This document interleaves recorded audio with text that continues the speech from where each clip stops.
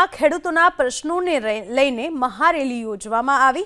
સુરેન્દ્રનગરમાં આ મહારેલી યોજવામાં આવી। ખેડૂતો કેટલાય સમયથી હેરાન થઈ રહ્યા છે તેને લઈને કોંગ્રેસની મહારેલી। વિવિધ પ્રશ્નોને લઈ કોંગ્રેસની આગેવાનીમાં ખેડૂતોની રેલી।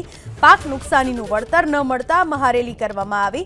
જમીન માપણીમાં ખેડૂતોને પડતી હાલાકીને લઈને આ રેલી। આ વિશે વધુ માહિતી આપવા આપણી સાથે જોડાઈ ચૂક્યા છે મારા સંવાદદાતા હિરેન રાજગુરુ।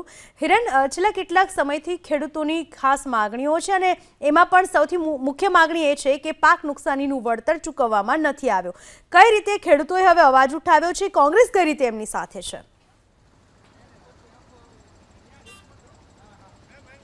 સુરેન્દ્રનગર જિલ્લો એવો છે કે જે રાજ્યની અંદર આ જિલ્લાના ખેડૂતોને હજુ પણ પાક નુકસાનીની સહાય મળી નથી। આપને દ્રશ્યો બતાવવાનો પ્રયાસ કરીશું। સુરેન્દ્રનગરના આંબેડકર ચોક ખાતે આ ખેડૂતો એકઠા થયા છે અને હવે અહીંથી રેલી શરૂ થશે અને આ રેલી કલેક્ટર કચેરી સુધી જશે। જેમ મેં અગાઉ કીધું એમ એક તો પાક નુકસાનીની સહાય હજુ સુધી મળી નથી, વળતર મળ્યું નથી। આ ઉપરાંત DEL કચેરી જે આવેલી છે જેનું કામ જમીન માપણીનું, નકશા બનાવવાનું અને ખેડૂતોની જમીનની હદ નક્કી કરવાનું હોય છે તેના તરફથી પણ ખેડૂતોને મુશ્કેલી પડી રહી છે। જે ખેડૂત છે, ખેડૂત આગેવાન છે, તેમની સાથે વાત કરીએ। ક્યાં જે નુકસાની થઈ હતી, કેટલો સમય થયો, એની પ્રક્રિયા પૂરી થઈ ગઈ કે બાકી છે કે સહાય હજી નથી મળી? જે અતિવૃષ્ટિ વરસાદ થયો એને તો ઘણો ટાઈમ થઈ ગયો। એનું સર્વે પણ થયું, સરકાર દ્વારા સૂચના પણ આવી, સર્વે પણ કરી ગયા, પણ સર્વેના નામે મીંડું છે। હજી સુધી ખેડૂતોને 20% સહાય ચૂકવવામાં આવી છે, પણ એ સહાય એવી રીતે કે જે ભાજપના મળતિયાઓ છે એના ગામની અંદર સહાય ચૂકવવામાં આવી છે। બાકી ખેડૂતો બધા વંચિત છે। ખેડૂતોને અત્યારે એટલી હાલાકી છે કે DLR કચેરીની અંદર પણ જે જમીનની સર્વે કરવામાં આવ્યું તો એ સર્વેના નામે મીંડું થયું છે। કારણ કે ખેડૂતો અત્યારે એટલા બધા દુઃખી છે આ સરકારથી કે આ તાનાશાહીની સરકારની અંદરથી આજે ખેડૂતો મુક્ત થવા માગે છે। કેટલાક ખેડૂતો હશે જેને હજુ પણ સહાય ચૂકવવાની બાકી?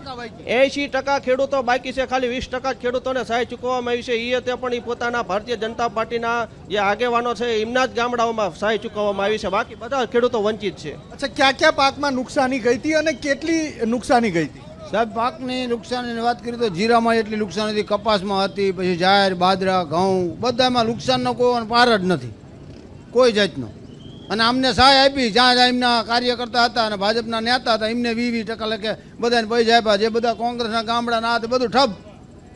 બીજા કેમેરામેનને વિનંતી કરીશ કે વિઝ્યુઅલ દેખાડશે। અહીંયા ઋત્વિકભાઈ મકવાણા પણ જોડાયા છે, પૂર્વ ધારાસભ્ય છે ચોટીલાના। તેમની સાથે પણ વાત કરવાનો પ્રયાસ કરીશું અને જાણવાનો પ્રયાસ કરીશું। ઋત્વિકભાઈ, જે વાત સામે આવી છે કે સુરેન્દ્રનગર જિલ્લાના ખેડૂતોને હજુ પણ સહાય નથી ચૂકવાય, કેટલા ખેડૂતોનો સર્વે થયો તો એમાંથી હજુ કેટલા ખેડૂતો બાકી હશે સહાય? મોટા ભાગે 60% ખેડૂતો છે બાકી છે। સર્વે જે થયા છે ઓફિસમાં બેઠા બેઠા થયા છે અને સર્વે જે થયા છે એ પણ ચૂંટણીના પરિણામોને ધ્યાનમાં રાખીને થયા છે। જે બૂથ ઉપર ભારતીય જનતા પાર્ટીને લીડ મળી છે ત્યાં પોઝિટિવ સર્વે થયા છે। જે ગામડાઓએ ભારતીય જનતા પાર્ટીને લીડ નથી આપી ત્યાં નેગેટિવ સર્વે થયાના અહેવાલ મળી રહ્યા છે, એવી રજૂઆતો મળી રહી છે। ત્યારે આ સમગ્ર બાબતો તરફ છે એ વહીવટી તંત્ર અને સરકારનું ધ્યાન દોરવા માટે કે વહીવટી તંત્રનો દુરુપયોગ થઈ રહ્યો છે એને કોઈ પણ સંજોગોમાં રોકવો જોઈએ। તો થોડી વારની અંદર જ તે હવે રેલી અહીંથી બાબા સાહેબ આંબેડકરનું જે સ્ટેચ્યુ આવેલું છે ત્યાંથી શરૂ થશે, કલેક્ટર કચેરી પહોંચશે। જી પૂનમ। આભાર હિરેન આપનો તમામ માહિતી બદલ।